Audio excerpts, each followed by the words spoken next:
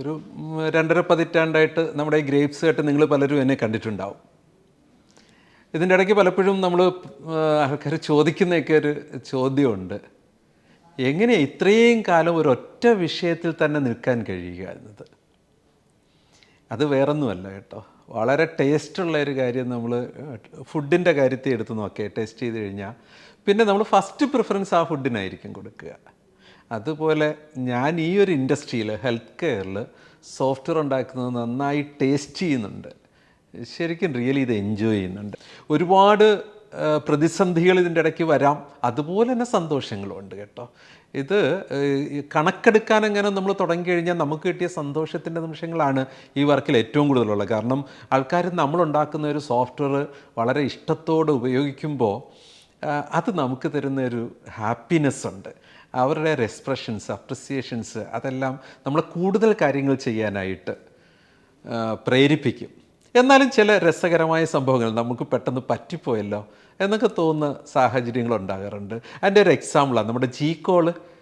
നമ്മുടെ nurses calling system ആണെന്ന് തെറ്റിദ്ധരിക്കുന്ന, എന്നാൽ അതല്ലാത്ത നമ്മുടെ അറ്റൻഡേഴ്സിന്, ഹൗസ് കീപ്പിങ്ങിന്, മറ്റേ ആംബുലൻസിനെ കോൾ ചെയ്യാനായിട്ട്, ഫ്രണ്ടിലുള്ള ഓട്ടോറിക്ഷയും ടാക്സിയൊക്കെ കോൾ ചെയ്യാനായിട്ട് ഒരു സമഗ്രമായി നമ്മുടെ ഹോസ്പിറ്റലിനുള്ളിലെ എല്ലാ ചെറിയ കോളുകൾക്കും ഉപയോഗിക്കാവുന്ന, ഈവൻ നമ്മുടെ കോഡ് ബ്ലൂവിന് പോലും ഉപയോഗിക്കാവുന്ന സുന്ദരമായൊരു സോഫ്റ്റ്വെയറാണ് കേട്ടോ ഈ G-Call. അതിൻ്റെ ബിൽഡപ്പൊക്കെ കഴിഞ്ഞിട്ട് ഡിസ്ട്രിബ്യൂട്ട് ചെയ്ത സമയത്ത് ഒരു ചെറിയ തമാശയുണ്ടായി. കാരണം നമ്മൾ ആദ്യം ഇതിൽ ഫോക്കസ് ചെയ്തത് നമ്മുടെ ഹോസ്പിറ്റലിലെ അറ്റൻഡേഴ്സിനെയും സെക്യൂരിറ്റിയും ഹൗസ് കീപ്പിംഗ് സ്റ്റാഫിനെയൊക്കെ കോൾ ചെയ്യാനുള്ള ടൂളായിട്ടാണ്.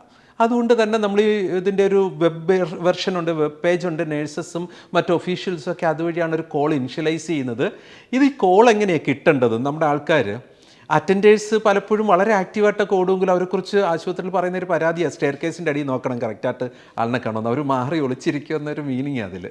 ഓക്കെ, അപ്പോൾ ഇവരുടെയൊക്കെ കയ്യിൽ എന്തായാലും സ്വാഭാവികമായിട്ടൊരു സ്മാർട്ട് ഫോൺ ഉണ്ടാവും.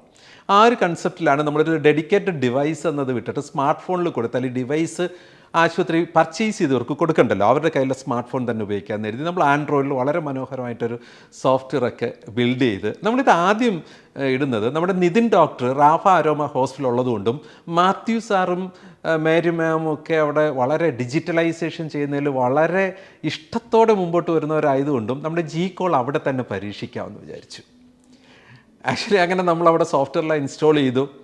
അറ്റൻഡേഴ്സിന് എല്ലാവർക്കും ഫോൺ കൊണ്ടുവന്നാൽ ഇൻസ്റ്റാൾ ചെയ്ത് തരാമെന്ന് പറഞ്ഞു. അങ്ങനെ ഇത് നിതിൻ സാറാണ് ഈ ഒരു ഷെയർ ചെയ്ത്, വളരെ മനോഹരമായിട്ടാണ് ഷെയർ ചെയ്തത് ഡോക്ടർ നിതിൻ. ഓരോരുത്തർ ആൻഡ്രോയിഡ് ഫോണിലിട്ട് ഒരു അറ്റൻഡർ വന്നിട്ട് ഫോൺ കൊടുത്തിട്ട് ഇതിലിട്ട്, അപ്പോഴാണ് അത് ഐഫോണാണ്. അല്ല ചേട്ടാ, ഇതിലെന്താ ഇടാൻ പറ്റും? ഇതിൻ്റെ മോൻ തന്ന ഫോണാണ്. ഓക്കെ, അല്ല വേറെ ഫോണോ? ഇതിൽ കൂടി ഫോണും വേറെ ഏതാണ്?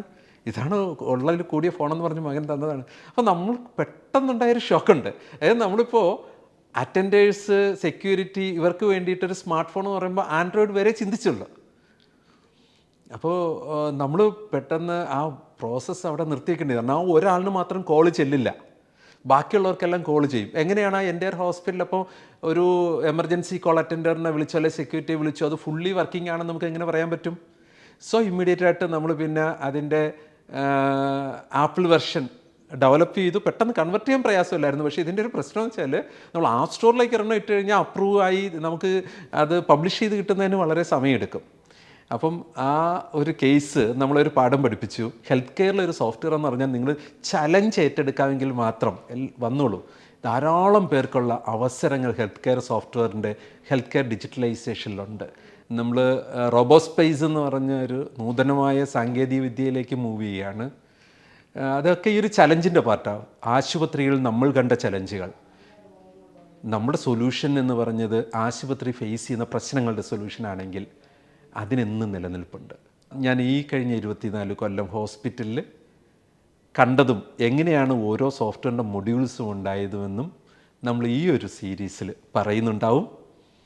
ഈ ഒരു ഗ്രേപ്സ് എങ്ങനെ ഡെവലപ്പായി എന്നും ഇത്രയും രാജ്യങ്ങളിൽ ഇത്ര മനുഷ്യർ ഇഷ്ടത്തോടെ സ്നേഹത്തോടെ ഉപയോഗിക്കുന്ന കോടിക്കണക്കിന് രോഗികളുടെ റെക്കോർഡ്സ് ഇന്ന് ഉപയോഗിക്കപ്പെടുന്ന ഡിസിഷൻ മേക്കിംഗ് സപ്പോർട്ടിംഗ് സിസ്റ്റത്തിൽ ലോകത്തിലെ തന്നെ ഏറ്റവും നല്ലൊരു സോഫ്റ്റ്വെയറായി മാറാൻ എങ്ങനെയാണത് സംഭവിച്ചത്, അത് നമ്മൾ മറ്റുള്ളവർക്ക് ഉപകാരപ്പെടുമെങ്കിൽ ഉപകാരപ്പെടണം എന്നതുകൊണ്ട് തന്നെ നമ്മുടെ ഗ്രേപ്സിൻ്റെ കാലഘട്ടങ്ങളിൽ കൂടെ കടന്നുപോയ സംഭവങ്ങളെ ചെറിയ കുഞ്ഞു കഥകളാക്കി നമ്മൾ ഈ ഒരു സീരീസിൽ കൂടെ നിങ്ങളുമായിട്ട് പങ്കുവയ്ക്കുന്നുണ്ടാവും. Thank you.